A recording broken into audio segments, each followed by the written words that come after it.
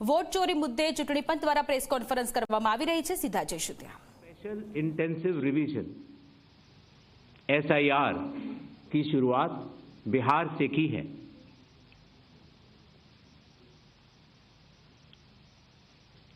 SIR की प्रक्रिया में सभी मतदाता, बूथ लेवल ऑफिसर्स और सभी राजनीतिक दलों द्वारा नामित 1.6 लाख BLAs ने मिलकर एक प्रारूप सूची तैयार की है। इस प्रारूप सूची की एक कॉपी आप सभी लोगों को दी गई है, जिसमें कि हर बूथ में जब ये प्रारूप सूची तैयार की जा रही थी तो सभी राजनीतिक दलों के बूथ लेवल एजेंट्स ने उसे हस्ताक्षर के साथ भी सत्यापित किया है। इस प्रारूप सूची में त्रुटियां हटाने के लिए एक बार फिर निर्धारित समय परिधि में सभी मतदाता और राजनीतिक दल मिलकर अपना बहुमूल्य योगदान दे रहे हैं। विगत आंकड़ों के अनुसार स्वयं मतदाताओं ने लगभग 28,370 ऐसे क्लेम्स एंड ऑब्जेक्शंस दिए हैं और जो मतदाता 1 जुलाई को 18 वर्ष की आयु पूरी कर चुके हैं या 1 अक्टूबर को 18 वर्ष की आयु पूरे करने वाले हैं, ऐसे 1,03,703 मतदाताओं ने भी अपना आवेदन फॉर्म 6 और डिक्लेरेशन के साथ किया है।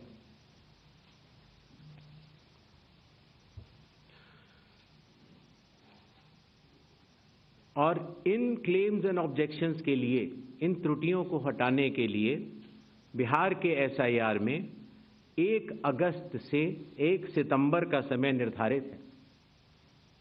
अभी भी 15 दिन का समय बाकी है।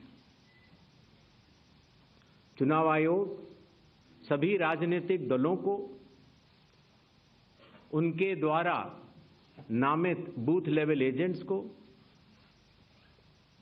नेशनल लेवल पॉलिटिकल पार्टीज को, स्टेट लेवल पॉलिटिकल पार्टीज को आह्वान करता है कि आने वाले 15 दिनों में जो भी प्रारूप मतदाता सूची उनको दी गई है उसमें अगर कोई भी त्रुटि हो तो उसको प्रिस्क्राइब्ड फॉर्म के तहत जमा करें। चुनाव आयोग के दरवाजे हमेशा सबके लिए समान रूप से खुले हुए हैं। जमीनी स्तर पर सभी मतदाता, सभी राजनीतिक दल और सभी बूथ लेवल ऑफिसर्स मिलकर एक पारदर्शी तरीके से कार्य कर रहे हैं, सत्यापित भी कर रहे हैं, हस्ताक्षर भी कर रहे हैं और वीडियो टेस्टिमोनियल्स भी दे रहे हैं। यह एक गंभीर चिंता का विषय है कि राजनीतिक दलों के जिला अध्यक्षों और उनके द्वारा नामित BLAs के ये सत्यापित दस्तावेज, टेस्टिमोनियल्स, उनकी आवाज उनके स्वयं के राज्य स्तर के या राष्ट्रीय स्तर के नेताओं तक या तो पहुंच नहीं पा रही है और या फिर जमीनी सच को नजरअंदाज करते हुए भ्रम फैलाने की कोशिश की जा रही है। सत्य तो यह है कि कदम से कदम मिलाकर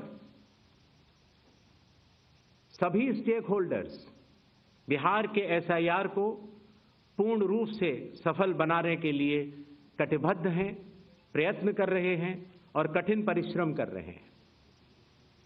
जब बिहार के 7 करोड़ से भी अधिक मतदाता चुनाव आयोग के साथ खड़े हैं तो न तो चुनाव आयोग की साख पर कोई प्रश्न चिन्ह खड़ा हो सकता है और न ही मतदाताओं की साख पर। कानून के अनुसार अगर समय रहते मतदाता सूचियों में त्रुटियां साझा न की जाएं, मतदाता द्वारा अपना प्रत्याशी चुनने के 45 डेज के भीतर माननीय उच्च न्यायालय में चुनाव याचिका दायर न की जाए और फिर वोट चोरी जैसे गलत शब्दों का इस्तेमाल करके जनता को गुमराह करने का असफल प्रयास किया जाए, तो यह भारत के संविधान का अपमान नहीं तो और क्या है। जहां तक कि मशीन रीडेबल मतदाता सूची का सवाल है, माननीय सुप्रीम कोर्ट 2019 में ही कह चुका है कि यह मतदाता की निजता का हनन हो सकता है। Voter privacy can be breached. हमने कुछ दिन पहले देखा कि कई मतदाताओं की फोटो उनकी अनुमति के बिना मीडिया के समक्ष रखी गई, उनके ऊपर आरोप लगाए गए, उनका इस्तेमाल किया गया। क्या अपनी माताओं, बहुओं, बेटियों सहित किसी भी मतदाता की सीसीटीवी वीडियो चुनाव आयोग को साझा करनी चाहिए क्या? मतदाता सूची में जिसका नाम होता है वही अपने प्रत्याशी को चयनित करने के लिए वोट डालता है। लोकसभा के चुनाव की प्रक्रिया में 1 करोड़ से भी अधिक कर्मचारी, 10 लाख से भी अधिक बूथ लेवल एजेंट्स, 20 लाख से भी अधिक प्रत्याशियों के पोलिंग एजेंट्स चुनाव के लिए कार्य करते हैं। इतने सारे लोगों के समक्ष इतनी पारदर्शी प्रक्रिया में क्या कोई भी मतदाता वोट की चोरी कर सकता है?